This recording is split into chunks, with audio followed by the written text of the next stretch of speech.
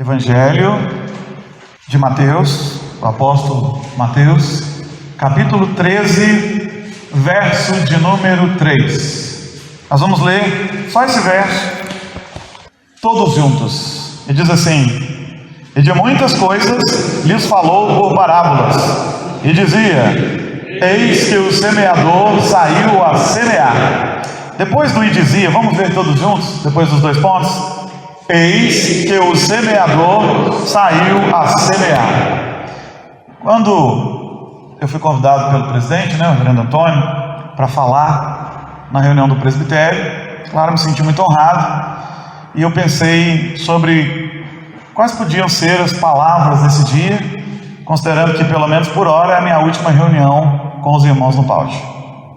Depois de 14 anos em Nova Era, 14 anos de PAUD, o Senhor resolveu que é hora de nós irmos para outro campo, de um outro presbitério, e eu fiquei pensando sobre o que eu poderia falar. E eu pensei, como eu gostaria mesmo que os irmãos se lembrassem, quando se lembrarem do Gilberto, se lembrassem do quê?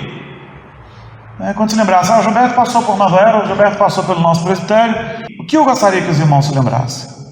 Eu gostaria que os irmãos se lembrassem da parábola do semeador. E na verdade, eu aprendi há muito tempo que ela nem deveria se chamar parábola do semeador, mas que ela deveria se chamar parábola da semeadura, ou da semente, porque o centro aqui não é o semeador. Ele é citado brevemente e depois não se fala nele, mas fala da semente que é lançada e dos solos. E eu gostaria muito que quando os irmãos passassem pela parábola do semeador se lembrassem de nós. Se lembrassem de nós. Nós sabemos que a semente é a palavra de Deus. E sabemos que o centro da parábola é a semeadura, e não o semeador.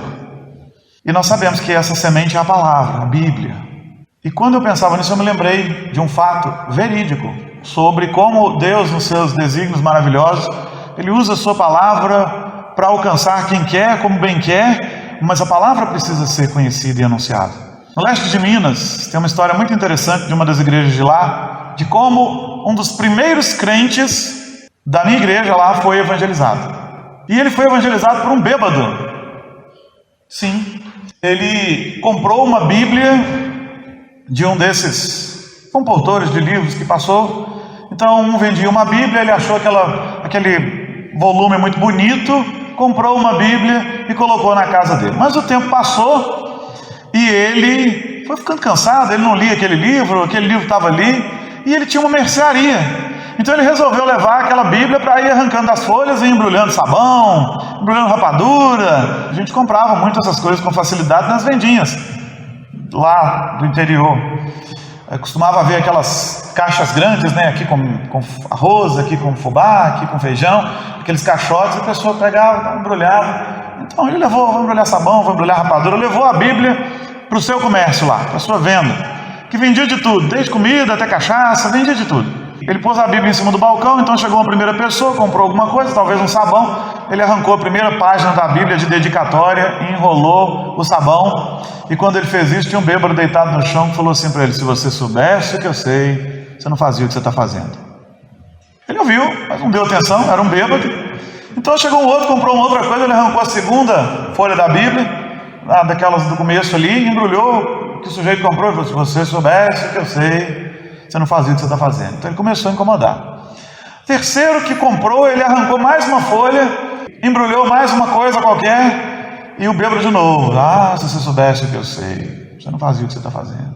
Aí ele se incomodou: o que você sabe que eu não sei, e o que eu não devia estar fazendo? Ele falou: rapaz, isso aí é a palavra de Deus. Eu estou bêbado assim porque eu não tenho vergonha, mas isso é a palavra de Deus. E se você ler, você vai ser salvo. O homem levou a Bíblia para casa, começou a ler e creu no Senhor Jesus.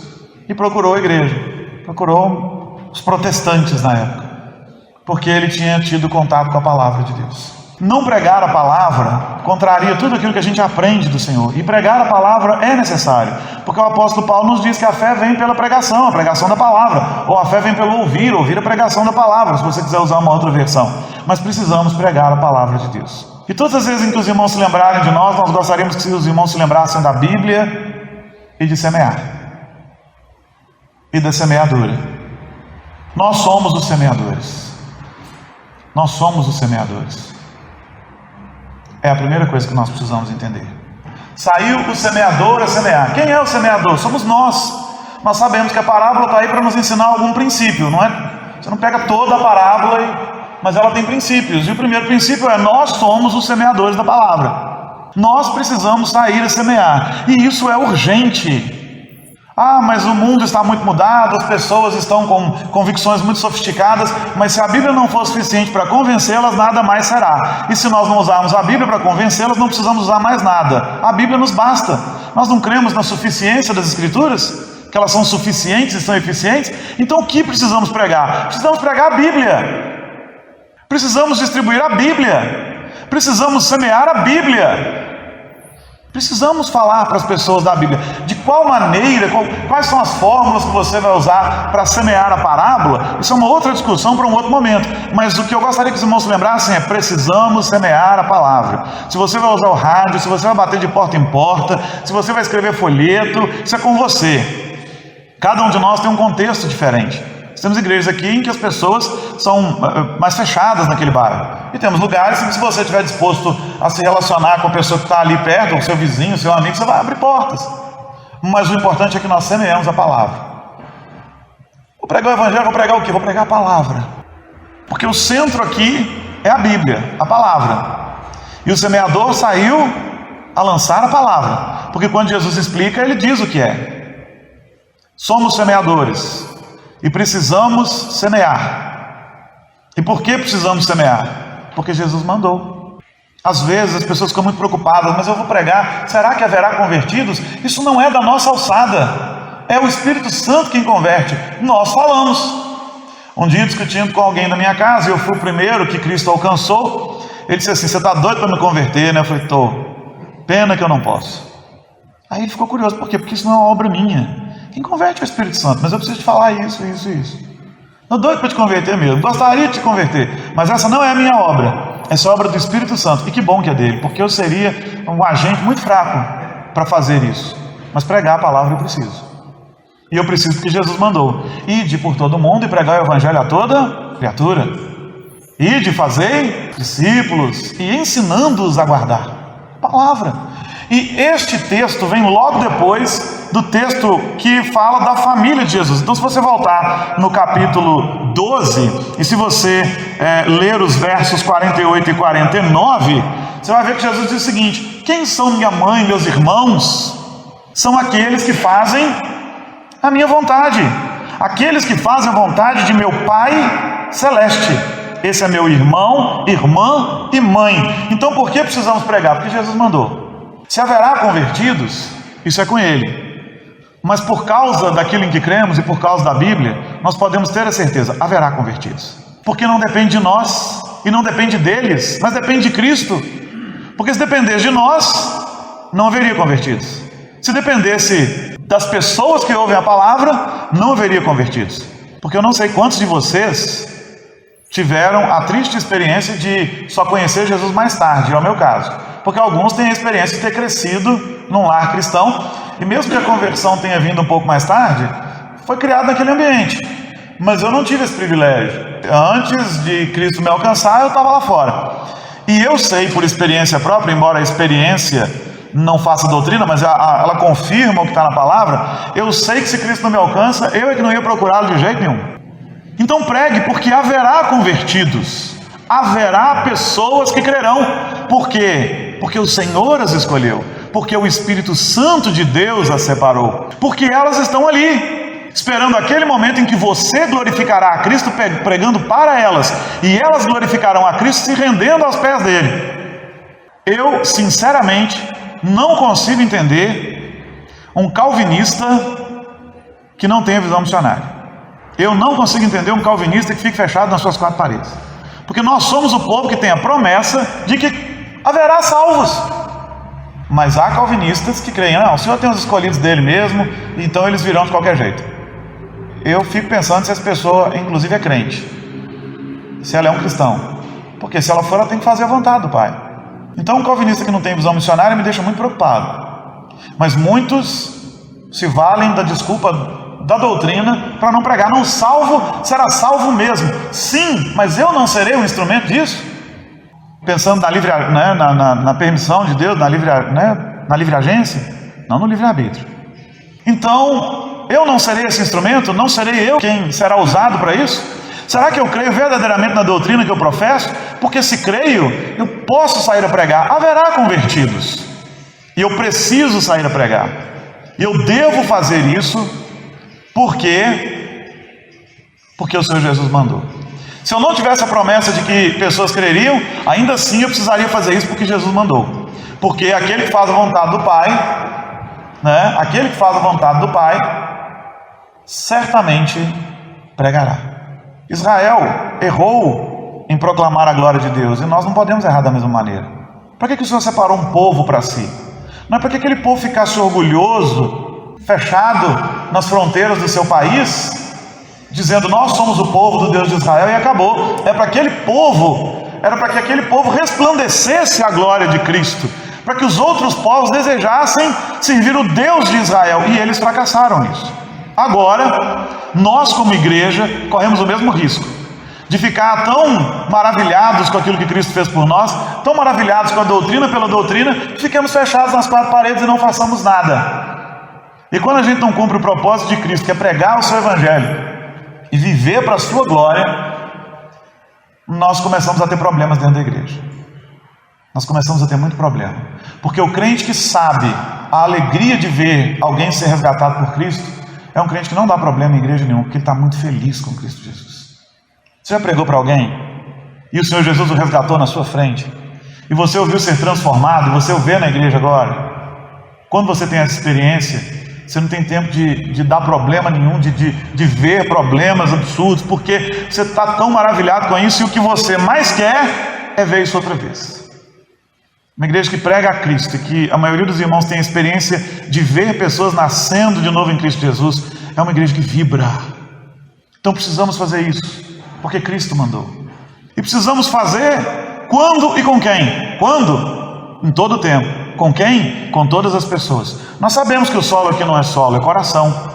E é engraçado porque esse homem semeia. Quando você lê a parábola e não lê a explicação, o que ele diz? Semeou na beira do caminho, semeou no meio da pedra, semeou no meio do espinho, e aí semeou num bom solo. Você fala, esse cara não sabe plantar. Porque todo mundo sabe, pelo menos todo mundo que conhece um pouco de roça, né? Porque hoje em dia tem um pessoal que acha que o tomate vem do supermercado, e já vem, né, no plástico. Mas todo mundo que conhece sabe que na beira do caminho não vai nascer. Porque vai acontecer o que a parábola diz que acontece. Vem os pássaros e levam mesmo. Todo mundo sabe que no meio das pedras não vai nascer, porque não tem como firmar raízes. Todo mundo sabe que no meio do mato não vai nascer, no meio dos espinhos, porque eles sufocarão, mas na terra boa nasce. Então por que esse semeador lança em todas as terras? Porque nós vimos a explicação de Jesus e sabemos que essas terras são corações. Mas nós não sabemos qual a qualidade daquele terreno. Então não é que esse plantador, esse semeador não conheça de agricultura. É que Jesus não está ensinando a agricultura. Ele não está ensinando a agricultura dos tempos bíblicos. Ele está te ensinando a evangelizar. Ele está dizendo, prega para todo mundo. Lança semente em todo lugar. O coração é problema meu. Precisamos pregar, irmãos. Precisamos pregar. Temos muitas cidades que não tem sequer um trabalho presbiteriano. Temos cidades próximas aqui que tem pouquíssimas igrejas, com um percentual muito pequeno de evangélicos, inclusive.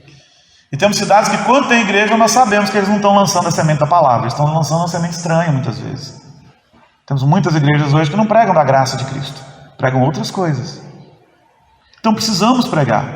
E às vezes nós estamos atrás dos nossos púlpitos reclamando porque alguns segmentos fazem errado. Mas não adianta ficar reclamando, nós precisamos fazer o certo.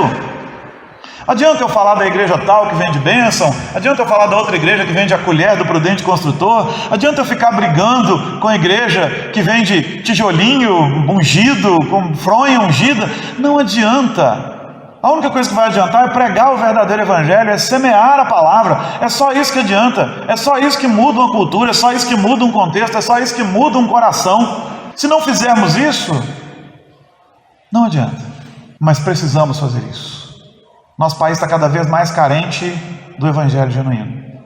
E não adianta ficarmos discutindo isso nas nossas reuniões de igreja, e nas nossas reuniões de presbitério, e nas nossas reuniões de Supremo Concílio. Discutir isso aqui dentro é perda de tempo. Aqui já tem um monte de salvo. Nós precisamos sair e pregar. Precisamos sair e pregar. Precisamos sair e pregar porque o Senhor mandou semear a sua palavra. Precisamos sair e pregar porque nós cremos da maneira correta. Precisamos sair e pregar porque nós temos o maior presente. Não podemos simplesmente ficar fechados com o nosso presente, porque a graça é tão maravilhosa que quanto mais eu prego, mais abundante ela se torna. Nós precisamos sair e pregar porque os salvos estão aí.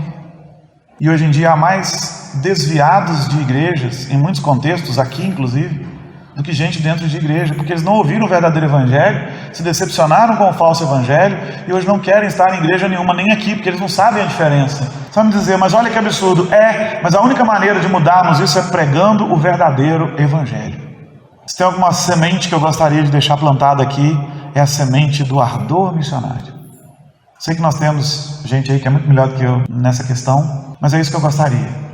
Que quando os irmãos se lembrassem do Gilberto, que pensassem assim, puxa vida, nós precisamos semear a palavra, precisamos pregar o evangelho.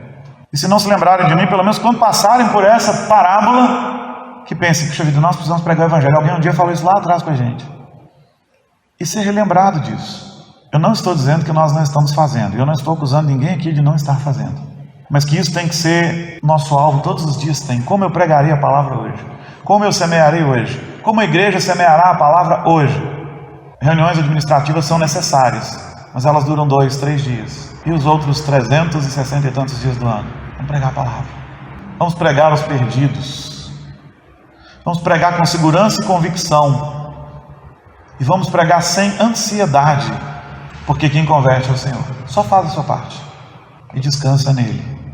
Não ande ansioso, porque essa não é uma obra nossa. Converter não, mas pregar é. E a fé virá.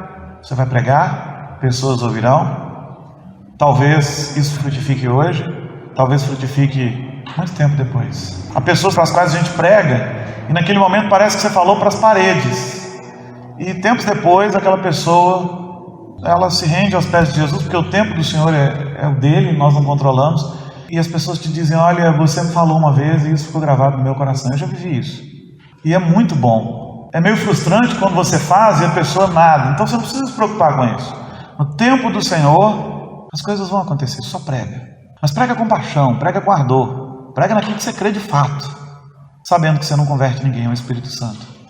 Mas que esse concílio seja um concílio missionário. Que esse concílio seja um concílio evangelista, que esse concílio seja um concílio plantador de igrejas, que esse concílio seja um concílio que semeia a palavra do Senhor aqui e onde mais necessário for, enviando missionários. E aqui a gente não precisa enviar, aqui a gente já tem missionários aqui, cada crente precisa ser um missionário, e fazendo missões aqui. Quando se lembrarem de mim, lembre-se disso. Não precisa se lembrar de quem eu fui, do que eu fiz, do que eu deixei de fazer. Só se lembrem que o evangelho precisa ser pregado. Deus é soberano, controla todas as coisas, é Senhor do universo, mas nos mandou pregar, e nos mandou pregar. E é isso que nós precisamos fazer. E querido, não há nada mais maravilhoso do que pregar a palavra e ver alguém se render a Cristo Jesus. E mais maravilhoso ainda é ver o processo de santificação. Ver aquela pessoa se transformar a cada dia. Ver aquele que bebia não beber mais. E ver a cachaça na casa daquele homem ser transformada em pão. E o cigarro ser transformado em arroz. É um milagre do Senhor. Um dia perguntaram para o indivíduo, né? Você crê mesmo que Jesus transformou, né, a água em vinho? Ele falou, olha, se transformou a água em vinho, não é o caso agora, mas eu quero dizer que lá em casa ele transformou cachaça em pão. É maravilhoso. Maravilhoso ver uma família restaurada. E é maravilhoso sermos os instrumentos disso. Deseje ser um instrumento disso. Deseje ser um instrumento que Deus usa para transformar pessoas. Prega a palavra. É só ela que transforma. Seus argumentos sofisticados, argumentos fora da palavra, daquilo não vão resolver. Podem até atrair a pessoa, chamar a atenção, mas o cerne da nossa pregação é o Evangelho de Cristo Jesus. O cerne é Cristo. O centro é Cristo, é a cruz. Pode não ser tão bonito como algumas, entre aspas, doutrinas de outras religiões. Pode não parecer tão bonito para as pessoas e tão atraente. Mas quando o Espírito Santo tocar nessas pessoas, o sacrifício e o sangue derramado serão a coisa mais linda do mundo. Que o Senhor nos abençoe. Que esse ardor missionário fique no nosso coração. E se eu for digno de ser lembrado, que seja por essas coisas e por nada mais. Que Deus nos abençoe. Que cumpramos o ídolo de Jesus. E eu fico feliz, porque por 14 anos é isso que a gente tentou fazer aqui. Se a gente foi bom, foi Isso agora já não vem ao caso, mas é o que desejamos fazer, ver almas rendidas aos pés do Senhor. E eu me despeço desse concílio, nesse momento, clamando que cada igreja aqui seja uma igreja missionária, cada pastor seja um missionário em potencial, apaixonado por pregar a palavra, que cada presbítero se gaste por essa obra, e assim a gente possa inflamar nossas igrejas, nossos membros, para que cada um se torne um missionário mesmo, porque o Evangelho é tão maravilhoso que eu não posso guardar para mim. Costumo dizer que é como um brinquedo que a gente ganhava no Natal quando era criança, né? Principalmente a gente que não tinha dinheiro. Quando ganhava, né? Quando a gente conseguia ganhar o que queria, qual era a primeira coisa que a gente fazia? Corria para os amigos, vizinhos e contava para todo mundo: olha, eu ganhei aquele carrinho. Se um presente tão simples empolga o seu coração, o presente da graça infinita e maravilhosa de Jesus tem que empolgar muito mais. Até o último dia da sua vida, até o último suspiro, fale de Cristo, semeie a palavra, seja um semeador. Que o Senhor nos abençoe, em nome de Jesus.